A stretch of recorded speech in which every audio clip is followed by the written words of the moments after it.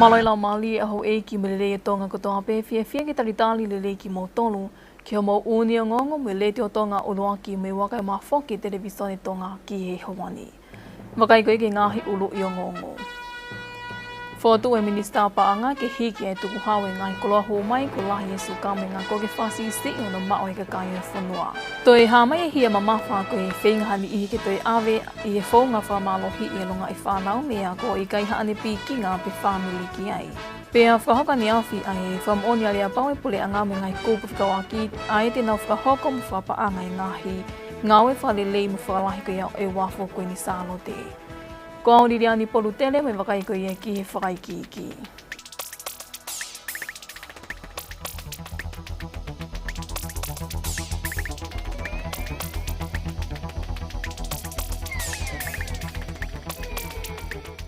O gutui minista pa anga te tafu moyaki ko hono hiki e tuku hawe ngai kolok hu mai mitu ampule anga a e gulahi su kame nga ko e to koni e hono whakasisi i hono mao hika kange whanua ai ngahi mahaki ke pipihi PNCDs. Ko e hiria e ni mea lor tō ngai whime aki ko mirika katoa e pongponge a honi whikau aki mo e tutu uni whaton tonu ki e tuku hao eksia. Nā ni mea ko e wha ame whaton tonu ko e ni ke to koni ki e kakai ki whasi si e nau mao e ngai kolong ko e ni ka e whai ai ki nau tolu ki nau wafe o kai e ngai mea kai o kutoi mo uilele yangi. Ina wheto kama pita pureanga, ke toi whakalahi tu te eksia, ko hui ke whakai ai ke ue e lahi o no mau he whanua. Aia, ui hena hange koe fruit juice, ai ka pau koe fu i wanono hiwa tahaua hi wanoa, ai nei lalo, koe ngahi inu meri e me ngai fua i akau ia ke kehe o kuhu mai ke whanua. Pea koe nau whakanofono fwoi pepe mohono ngahi tu te eksia, o fotu ke hikia ki olunga. Pea pehe pe foki kapai wakai hange ki olunga, koe piskete, tahi wanoa ua, pea koe piskete ko ngahi i tongani, ai koe otu whikatolu, o seniti peni manoa ke kilo, ai tu te eksia, ka koe piskete ko hume mi muri, o ku pāngai e ua. Koe toko ne pesea ke uhinga ka koe kotoa ngahi ririu koe ni, koe ririu whakapatseti pe i he taimina whakatu e patseti, ke hiki ake ngahi tuku hau eksia koe ke ngai koloa koe ni o ku kai ke fumoi le ke whanua. Ne ngoi ni ka nei pehe whawhonga kai o e wata tahata ni la fus mālohi, o ku i gai tu iang ke whakaukau koe ni, ke hiki mea tawa taina pia e ka kai moho na ua ki e mea to koni ke nau mau. I kai ngataina ane pehe kono hiki koe ni o CP moi moa, o ku kei kumi pea he ka kai toko lahi neo ngoi ne mama wha, ke hei ko nau a, pe koe mea pe o ku hoko koe tānaki tuku hau a tā pe o i kai mao e tau mua koe ia o e laoni. Nā e pea heni ke minista mo i tuki tāsai a piukala, ko o si whamo ni i ai ngai savea ki mua, e taimi koe na i hiki ai i tapaka pe na e mahino ai, ai tokoni e hiki koe ni tapaka ki hono whasi si e mao tapaka i ka kai koe hiki koe nau tuunga mo i lelei. Ko taimi na hiki ai e tapaka. Ko e respecta ia kune hanga ue sia lahi taha ai mo ui koe ne ai kakai ka ngahi maha ki koe ia kui kai pipihi. Me hi wanoa save he wanoa tahaua e sea peo se tau e nima pa e savea na ia e holo lahi o e kau mama tapaka i e whanua. Nā ne toi mea heni ki whakaukau o e tāna ki tuku hau hiria ai tōkanga mi e whawhunga kakai o e wā tahataha. Ka o whambea sia ke o mai e whakaukau, hange koe pehe whawhawhonga e wā tahataha, koe tau mua pe ke tāna ke tukau. Sia koe, ka pau te tau te uwhatatak pe eni, ka pau koe whanga e tukau koe neo tāna ki hanima milion ki he katopaanga koe a e pureanga.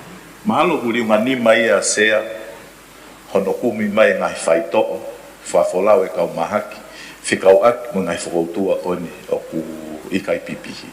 Neongo ku whai e polo kalama mo hono tuaki e mo i lelei ka koe whiri kou whai he kakai o tau ataina. Koe whatongia e potunga e mo ui. Neongo ai pēsea pe koe hae tunga kuna ue ai pau ke whai he potunga e mo ui hono kumi me ngai whaito'o. Whafolau e kau whakautua ki muri o whakatatau ke ngai mea koe.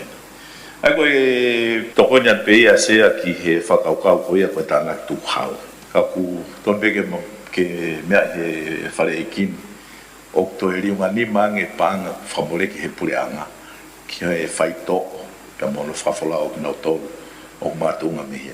Ia whakaike eke ai ngongoni mo i tali kita mo ui ki mua, ko e mahaki i ke pipihi kuni whakatupunga ai tokolahi e mati o tau kakai tonga i tongani, pea koe taha eni na whakaamu i na whingai aki mo i puleanga, ke hiki ai tute o ngahi koloa o kuni whakatupunga ai mahaki ke ni ke tokoni ke kakai e whunake nao whili ki he mea kai whatupu mo uilelei. Kei kehina e tāri ai pe he komiti kakatoa ngahi tūtu uni whatontonu ke tuku hao eksia a ki e loto kia i e toko hongo furuma tolu o i kai hawhaha loto. Rotonga nina e tāri ai pe he whalea lea ki mua pe tuku hoko atu ke komiti kakatoa i e pongpongi e ahoni ai ngahi tūtu uni e nima nei whahuatu ki whalea lea o kau kia e ngahi tūtu uni ki hono pule i koia o e paanga ai puleanga ngahi a kaoni wanoa wataha whataha mui whatontonu. Tūtu uni la whatontonu ki hono pulei o e tūte mo eksia wanoa wataha whataha mui whatontonu. Ngahi tūtu uni whatontonu whakaha o hatunga whatuta maki ki he mo ui COVID tā hiva wanoa wataha. Tūtu uni whatontonu ki he tuku hao paanga hu mai wanoa wataha whataha mui whatontonu. Peheke ngai tūtu uni le sisita e kau whai ako i he ako wanoa wataha whataha mui whatontonu. O kutuku mai e to pou whamātu ato, me he potu ngā e polistonga ki he mātu atai whānau. Ke nau taki taha ave e nau ngai whānau me he ako i he taimi o kutuku to tonu ai ai ako. O kumātu ngā eni me he toi hamai ai hia mamawha koe whengahani ihi ke piki he whaunga whamalohi ai lo ngai whānau me he ako i kai haane piki ngā pe whāmili ki ai. Senori tatu i vai me whaikiki. Ko e makatuunga eni i he whenga awe whamalohi i ai ki tahine kalasiua me he taha ngai ako angalau tohi i tunga tapuni i he ahawhalai te wike ko o si i he taim tuku ai a ko. I ha ngongo tuku atu me i he potu ngai polisi, o pehe ai nei whenga i matapule ko eni ki ne whakaloto i ki tahine kalasiua ke heka ki he mea lele. Ka nai whakatoa ngā i atu eni i he taha i matau i taha whanau o kune maheni mo i ki tahine, ai whenga ke whakaloto i ko eni o ilo ai o i kai kua whamili i ai ki tahine. O malawa i ke ni ta ofi i ki tahine ke heka ki he mea lele ai matapule ko eni. I ene pehe o kutuku mai e tūtu uni me he potu ngai polisi ki he ngahi ako anga pehe ki he mātua tai whanau. Ke nau tapo mo toi na ina iangi ki he longa i whanau ke oua e tali, pe tala noa ki hatuko taha i kai ke nau ilo pau, tuku kehe ange pe aiongo mātua, me mi pai whamili pe koe whai ako. O kukau ki heni mo e pau ke awe ai longa i whanau i he taimi tuku to tonu ai ako, pe awhengawe ake mātua tai whanau me kau whai ako ke ilo i he whai ako, ai toko taha pau koia me he whamili, tene awe pe piki ai longa i whanau me he ako. O kukau ki heni mo i pau ki ngauhi mai e he mātua tai whanau e kai ho atai ki tamasi i mo i ki tahine takitaha ki alupe moia ki he ako, ko e wike whasisi i ai toi tukuange atu me he e lia o i api ako ki nau toi alu ki wharikoloa i he taimi kai ho ataa. I he tūtu uni koia ki he ngahi ako anga, ko pau ke loka e ngahi āmata pāhu atu i he taimi lolotonga koia ai ako. Fotutu e he kauwhai ako me pure ako hangahi elia pau ke piki mea e whanau ako, pea kua pau ke nofo pe ai whai ako me whanau ako i loki ako, o tokanga i lelei mo whapapau i he whai ako, ai toko taha koe oku awe alonga i whanau, koe toko taha pe me he whamili. Kai kehena toi tuku mai e whale i me potungai polisi, ka iaha whahinga tai whia maalie pe o ngoi i kai ke malu ahano awe whanau ako ki api ako, oku atape e ngahi api tanga polisi ke whai hawhatala noa ki ai. Lorotonga ni ko ngā una tulewa ai ngā au e kau polisi o ngā ui whakataha me kau pule ako me kau whai ako, e whenga koia ke siofi e whanau ako ke malu mo hao, pe he kiono mui mui ai ni i o kunau ke whakahoko ai ngā ui pango ko e ni i ho tau whenua. Ma e ngonga le tio me televisione tonga ko aus nolita tu i vai. Neongo ai tali ai tutu uni ki he lesi sita i kau whai ako wanoa watahi e komiti kakato, kāna i kei whehu ia pe e whawhunga kakai o tonga tapua, tō ke tā o hila mo i langi whasi mo i whawhunga kakai o tonga tapu ni ma, tō ke tā ai sa keke, ai ngahi tūtu uni ngāwe koe ni senori tatu i vai e pe mo i whai kiki. O kumahina foki i he mea ai eiki pale e miaka koe minista e potu ngāwe ako mo i ako ngāwe hua kawa me liku. Na e whotutu ai tūtu uni ko e ni, kua pau ke le sisita ai kau whai ako o whakatau mua ke sivi i mo wakai i o i he tuunga tāu mo whe unga, ke whai ako i ai whānau ako ki a tuunga o tue mau o lunga nge. Nai tokanga i whawhafunga kakai a tonga tapua to ke tā uhila munang whasi, o whaofo ofa bea ngai whotu utuu, ka koe tokanga, pe o kutoe kau mo ni ihi o kunau osi wha ilonga mata i tohi mo tau kei, ka i kai ke nau ngau e whawhai ako, aia o kunau tokoni ata pe ki ngahi po ako pe ok tue le sisita mo ni ihi ko e ni. Ko hui ok hange ok tue whaholomui ngā au e ia ki ngahi tokoni ko e ni. Pa koe paktola he ni hia he ni, ko kau whahinga puk toko sme hea ko me form fitu ka kuna lele ya pita ngai leson fika mo ngai leson ko ia. Ok na o toko ni e whanau ko ni. Pa mo ni ihi puk o sma ho nau ngai matai tohi he ngahi kau nau ngau e na tuna ngai put ngau e ke. O ku kore ke na o whai e ngau e ko ni.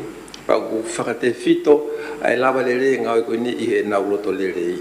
Ko e mea ko maramasi au ke kono atu ko fui fie mau ko e he kai ke toi fie hau hata hai a whai ngau ko ia. E ko hi ko kai ko hakau whai ako mo on ki nau tōlia ko e ka ompeo toko ni e whanau e kakai. Pe e mō lele vai toko ni ko ia me e whanau e kakai. O mahinu pe ka hauia o kui kai ke resi sita. Ka o kuto e tāna ke o te fo i fie mau ia ko e ki he whakapiko ia e whahinga ko ni he o mo o whai toko ni. Pa te nau iku kai ki nau tō fie toko nau tō. Ko uhinga ia ko pehe ai ki fui lao koe ki fui konga koe ki whakau koe i mua ia. He toi whakaholomu ia ki he tō lahi o nau whimau ki toko ni e whanau kuna e kakai hako. O mahinu apito mea o mea kei tokon pari mea. He uia ipe mo e po ako a kolfo o whakalere. Pe o ngau ea ke kau whai ako. Kuna o si mau ti kite i he whai ako. Mo tau kei apito he whai ako. Ko kuhinga koe ki ngahi po ako koe o ku nau hau kotoa i malumalu e konga koe ni. Ai o kui kai ke hange koe po ako a aku, mo po ako e tokon paremia. E ta ofile vai a hanga ha mātua o kore pe hataha ki hono api. Ke aurangi o tokoni e nau whanau. Ko mea ko hinki ai. Pa ko whiwhakahahen ke mea i he whare. Ko upo ako lahi. Ko hi koe ko pehe koe ke ai ke tatau e mea o whailo ki ako, me mea o whai po ako. O kulaka mama o ange mea o wako he whanau he po ako. I he ngahi mea o ngā wako e ngahi loki ako. Ko rea tia, ko hinga pe sea ko hi o ngā tuwhaiane tō hifo i ngā whai ako i loto hake. Pe o ku ilo ngā au pito e tōno ni i whakawhonga. Nei tali ki he kawingania e ki pale e mea o whatatau ki he kupu o i lao. Ko whatontono sea he unianga e tala mai o ku kovi ka whai ako i ako i loki ako. Ko rea ke whawhonga ke tūko e tūlau tū hifo pe ai ka whai ako. Se i toko ni ata pe mo whamalala ka whai koe ni. Hei e whikau koe mo e totongi. Tuweki ki la mua e kupu anoa wha, kupsi wha. I ano whaha ko tali e ofisi pure ngā we, e ma whai whakangata ke whai ako. Kua pau ke tāko ia ke ne totongi, ai totongi le sita kua tūtūni. Pa koe tūtūni le wanu aseto he meni koe pāngai noa, koe tai totongi. Ai koe whakatatau ia ki he tūtūni ko kua atu, hangi koe asete pile wha, o ku kai kia me totongi. Ai a oku tāmofua pe ki he tūtūni, kai lawa ririu i he kahau, ki ha toi whikau. Ko mea koe ni ki he kau whai ako po ako, o whapapa peo e ki ai, mahino au tō pe ia, whonga po ako, mau whakalere po ako mo mau tō.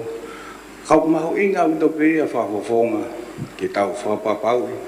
Mea ko tau ai koe ki loki ako, ko mea pe te tau ai ki tō api ako, he taimi o tau whengai ki tō ani e tau whanau ako.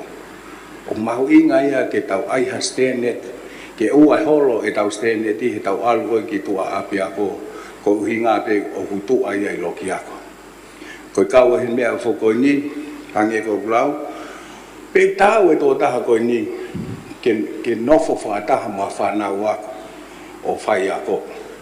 O kai ko hinga pia ko ne ilo fa teknikale ka ko ne tau he pa fo ke wakai heni na ko taha ya ko ni na nga ko pulai ha nga hia ko i tonu ke ko fi ai ke fa nau ngai me pe he o pa u ke wakai ia e pule nga we o kai ko hinga pe ko ne poto he fa ya ko ai ko hinga ia se ko ta to tom ka ta ki mai pe mai lai ta mai mo to CV o hake ke he pure ngā ue, pāwe au pito no prosesi.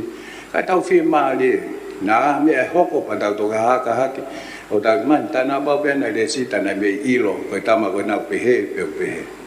Lolotonga e ni, o iai ho haaya me whafofonga kakai o tonga tapunima, to ke taha aisa ke eke, o i kai ke tua ia ke tūtu uniko e ni, o totonu ke ngata pe ai lao ko ia ke kau whai ako ko ia i loki ako. Oku ton ke no fope a potunga ko ia I he fahinga ko una o fai ako. Una fai ko fai ako pa full time I he me ko hi kana lava toko ni na do ke na o ke tu nga ko ni. Ko alo ko ni o wa tu ia ke nga informal schools ang ko community full lahi ya se. Na be me na fano ba ke me na me ma ke economista I premier. O pe he ko tamua ia me ko ia ke whapapai ko ni ko fai ako o wana ulunganga re ke malu. Ko whatongia ko ia o kulu whai ia he mahaku ngai mau official mau dole constituency mau vai ma te whako ia. Ko whakau whai ako ko ni no lava mau a tau ke mo nau ilo re son ko ia. O ta tau pia mani I unau whai ako mo ni o unau ngai whapurianga pia whetuke. Ko ki mau dole ko na accounteni o koe mau professional. Kak maho ngape mau tolu ia I he mea fa professional ko ia ngai tunga whakaako mau lava abe kia u tikite o umia mau be ko tunga ko e fangi ka tau tohi ko ka wa ko tau tohi pe ia ien o ko ke maho nga mau tolu o whatanga ki nau tolu kak mau tokoni mau tolu ko hi ki whakalaka nau ilo ko mea ko pe ko fu overbearing fu tua ko tonge tuku mai no fo pe po tunga ko I loki ako taimini ka tuange ta whake ako he ko hi ko whai ako ke ko ia o koe ke whangata pia na tol whai ako to et mo mau tolu tokoni ko hi pe ia ko mau tokoni e ko pe au fula no fo pe la ia ko ne ako he ko lave ko ni ki he mea ko ne ti when QAP o koe fo ke kau nga hi ako teologia ia na tol ko ako maalunga fo ki te no te define mea ko ia ko ke kau na tol ia Nei tari emirista ko wakawa miliku ki he kawingani.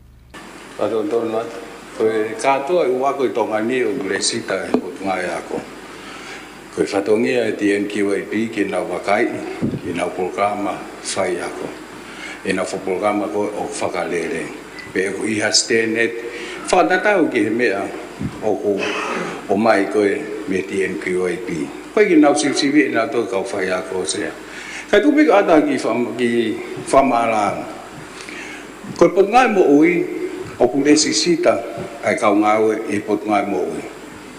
Ko nau tolu pe o whakamawhai whakalao ke nau whai ai ngawe whaka tau pe he whaka toketa pe whakanesi. He kei ki tuku hake pe tahai a hau ai whai ngawe ka toketa ka tae o sile sita he Tonga Medical Association. Ai ko hinga pe ke ai o hange tau whinga I ke fusi hake ke olunga ka tau hanga pe o whakangaloko ngai ta whake ni. Ko hinga pe whai ngofu ai e tau ngawe. Ko lea tu, ko ki ano mau. Tau tokon, whetokoni aki, ke wharenga processing. Ki mea pe taha, ko tu e tokoni en ke mea tokan ki ai, tonga tapunima. Ko tolu H, ka wape mea hifo ki ai. Ko taha une whahoko ngahi ngawe whawhai ako, I tua I loki ako pe komiti, kulupu o tamai ki ako e tokonima pe lahi ana. Ke fo mana to pe ai whatangata ko ia o ka pau to fa ia fa gilalo o ke ka o ke ai me ko ni Kai ke hena tare pe tu uni ke le sisita ka whai ako wanoa wa taha me whatontonu e ua a ke ai loto ke ai toko taha pe kai loto ke ai toko nima. I hoko te whemea a ki e pongponge ahoni I lipoti ko ia komit kakato ki whale aleana e tare pe e whale ai tu uni ke le sisita ka whai ako wanoa wa taha. Maayangonga le tio me televiso ni tonga ko ausnorita tui vai. Na e whahoka ne awhi e whamo o ni alia pawe pule a ngāmai panke langa whalaka ko ia ASEAN pe ADP. Pe heke ngahi kau taha o kutokoni ki hana whapaanga ma whahoko ai ngāwe ki hana whalelei I ma whalahi ko ia e wafukun salo te kai kamata ai ngāwe whawafua e ni ki September. Pe ko o katopa ko ia o I tauni. Vai whanua tu po lamoi whaikiki.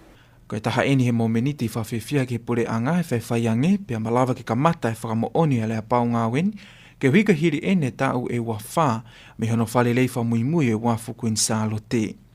Ko e polo kalama ngāwe ko ini I loa ko hono whalelei I he taulanga nuku alofa o whafufua ke paanga he te au tolunua miliona pe ofiki ai hano mahu inga whapaanga. I whamatala e whafonga me I he panke la whalakalaka e sia Paulwin Fautsia na ne pehe koe pole lahina na whianga ngai moia I hono whinga I he polo kalama ngāwe koe ni I he ngahi ngāwe whapaanga kai malawa ke kamata e ngāwe. Pea pehe ki he ngahi polo kalama ngāwe ki hono langa o I hala whakawakawa I whanga uta pea kua hoko mo oni ai misi me whakaamo e pole anga i he ahoni. Ne whamalo i ai e he eiki pare e miaho ka meliko e ngawe lahi ko ini ko whahoke pange langa whalakalaka e sia e he ngahia lea ko tawa peo malawa ki tau whamo ni i ai he ahoni ai amanaki kamata ai ngawe whalilei ki he wafuku insalo te. O ko mahino ko ngō kau tahalanga inu isila ewa tena whahoko ai ngawe whalilei i oi wafuku insalo te. Pea o kumaho inga ia ai potunga ia ko ke te ke mo whaiwi ai ilo mo i tau ke i whawhai ako e kau whai ako ke hiko honoa ko i ke hako tupu e whanua. I ene pehe o ku te utewa i he potunga ia ko ke whahoko e proklama public lecture i he whiawhini. Ai ene whahoko eni he taimi ono ko i he whiawhini ai ia ko hono whahoko ia i ngahi lea me he kau whai ako tau ke i korisi whawhai ako piko i TIOE whilawe eni me ngahi ka venga ke hepe. I whatatolo na nau whai o nau ngahi takitaha mala e ai o nau tau ke iai. I ono whai ke eke ngonga letio, mo televisione to ngai whai ako me i korisu whai ako, o kune toka ngai kina e proklamani William i wakapuna, ko e whamunge ta i maali e ai toi ngai kau whai ako, pe he ke kau whai ako katoa pe i to ngani i ngai koloa mo i lelei o ku mau he kau tau ke i tēnā whahoko ai ngahi lea. O ku mau tui ke whakakaukau ko eni, ke hoko ai whai ako kotokotoa, ko toko taha whekumi.